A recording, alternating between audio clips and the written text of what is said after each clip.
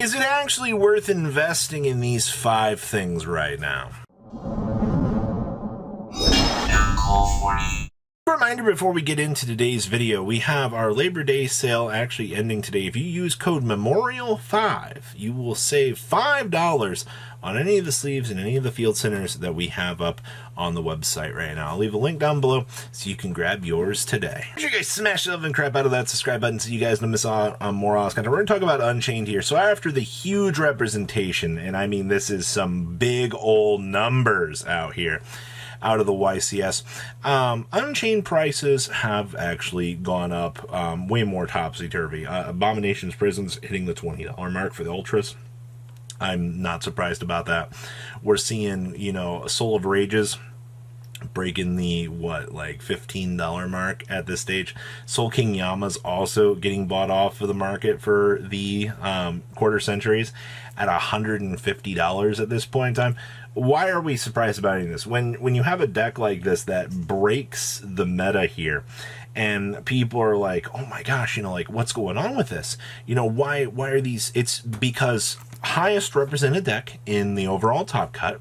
People have been, this was a budget deck for the longest time, so people have been pushing, you know, cores across the table here. Honestly, at this point in time, I think the deck is a solid pickup if you want to play it, but I think you missed the ship to get it at the best possible prices that you could have. And I mean, we've known for months that Unchained support was coming. We know that there's so much more coming here in the future. If you pay attention to the market 3 to 6 months in advance, you typically get rewarded with it, all right? There will always be events where, oh, the deck didn't perform up to standard, or, you know, oh man, that stinks, it didn't do so well, or, you know, it's just like, holy crap, like I should have picked that up. Either way, Unchained cards were nothing back in the point of time that you could have got them. So I don't have much else to say about this. I personally am not picking it up right now. I understand that there is going to be the Unchained Labyrinth build that is going to have a lot more success in the near future, but right now Unchained Pure is the version that is going pretty topsy-turvy in today's meta. So good stuff with that, but okay. Next up is the Rescue Ace. Good stuff. Now, keep in mind that you've had the chance to pick up Rescue Ace for so long. Now we inch closer to Diabellstar and Friends, which makes this deck have an engine. As of this filming today, we have Hydrant Collector's Rares at $80 a piece. They're still above the threshold of this is kind of stupid.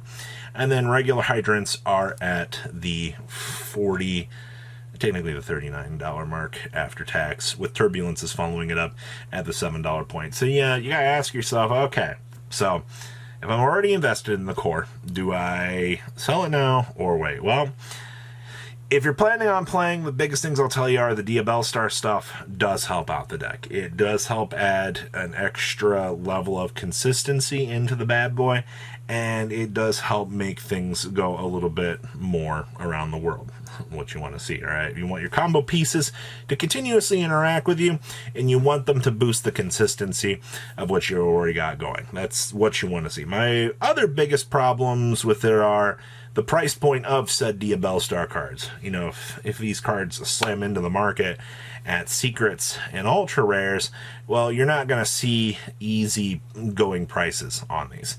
All right, it's one of those things. It's like if you're planning on picking up the deck now, you're already shoving out basically 150, maybe 160, 170 on just the Rescue Ace cards alone, and then you're going to get punched in the face by all the Diabellstar stuff. So you're already looking at upwards to 300 less. I can't tell you the exact pricing on stuff when we don't know rarities or what to, well, we're expecting secret rares at this point in time, but yeah, that's where we're sitting right now with that. Yeehaw. Maybe it is time to cash out if you want your easy money, but then you wouldn't get the chance to play the deck and have fun with it, right? Next up is Kashtira, and I can't even believe I'm mentioning this because I get countless comments from people going, hey Robbie, you know, should I invest in Kashtira at this point in time? And wow, we have probably a banlist coming in the near future. I don't know where. I don't have anybody that, you know, works at Konami that can tell me something. That's not how that works, you know. You don't get that kind of info. All right, it's gonna happen at some point. The community is expecting some sort of Kashtira hit. All right, now with that being said, Birth and Fenrir are likely candidates for a potential hit. So with that logic, do you want to pick up Alti Fenrirs? Well, what if they get hit? Well, there goes all of your monies. You know, a nice little Starlight Rare or Ice Heart. There go my monies. You know what I mean? Like, if you see the prices on these, and plus everything's coming out in the Megatins in literally a week. All right, like, oh no, a Rise Heart and Rise Heart, they dodged the tins, you know. It's because they weren't in the sets to get printed, but, you know, people are sitting here and they're like, well, you know, is it worth it? I would not touch this right now. The last list was good. You can always play a dangerous game with these lists. You can go, well, you know, there's no way Konami's going to hit X deck, so we'll go ahead and we'll pick it up. And you put your money where your mouth is, and then sometimes you get rewarded for it. That's all there is to it. Sometimes things just dodge, or, you know, they're left in a state of playability after said list. I don't think Kashtira is really going to fit all of those marks on the next list, but I could be entirely wrong, but it's not something that I personally want to deal with here. Next up is Age of Overlord. Now, this is the next core set. You've heard me blabbing on about this. Our friends over at Big 3 Deals, discount code MCOL40, save you on your future purchase. You're gonna have Kong's cards, gonna have pre-orders on this too. Discount code MCOL40, save on your purchase. And then What's Good 5 works over at our friends at Tier 0. So you got plenty of opportunities to pick up the set, but why are we pushing a core set actually as hard as it is? Well, this has two incredibly powerful staple cards in it, which are the Doomsday Star and the SP Little Knight, which are going to be absolutely amazing. You know, people are going to want those in higher rarities. You have the Horus cards, which open up the doors to splashable engines again. And you got the Diabell Star stuff coming in here. So you have four. Well, I can't discount the Vices stuff in here either. That stuff is also pretty important. Plus we get the Manadium level 6 Synchro. That's 5, 6 terminally important. Oh, and of course all the pendulum support as well. I'm sorry, I forgot about the pendulum support. Okay, I don't think it's going to make a crazy amount of difference, but it is in here. When you look at how this set is going to shape up with the amount of meta relevant stuff that is kind of jam packed in here, this fits all of the check marks for, I want to open up this product because of the potential in here. And I mean, I think Doomsday Star is going to be one of the most expensive quarter centuries probably to date. It's probably going to hit Zeus levels in my personal opinion. Same thing with the SP Little Knight's going to hit some pretty crazy price points as well. Gotta love waifu tax out here. But give this set some consideration for the impact that it's going to have on the game. I think it's going to be one of those, we're going to look back on it and we're going to go, wow, this was an absolute banger of a product. Why did I not pick this up? Oh, I put all my money in Rarity Collection. And the next one is going to be Disney Lorcana. You know how many wannabe vendors are running around out here going, oh boy, I bought Lorcana. You know how many people are going to be caught with their pants down with this product that they spent $200, $300, $400 on? That they're going to be like, oh, well, it's okay. Circulation is the name of the game here.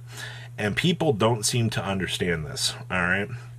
If a company is starting things off and they're like, well, you know, we're going to reprint Oblivion this, then you're on a timer for said product doing its thing. And I've already seen plenty of scams and things where you can just pull cards out of a box. There's no like proper sealing on some of these.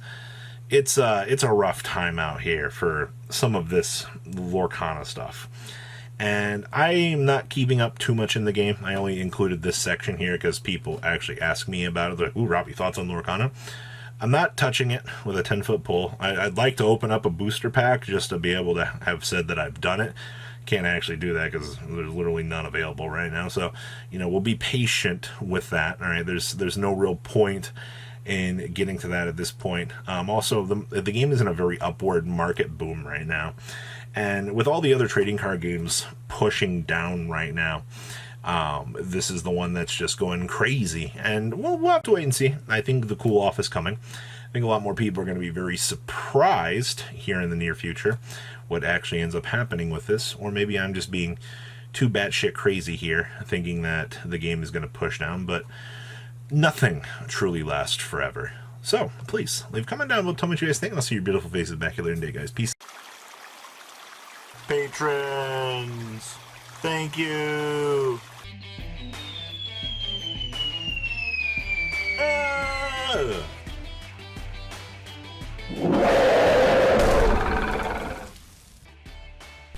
Thank you so much for watching. Check out these other videos.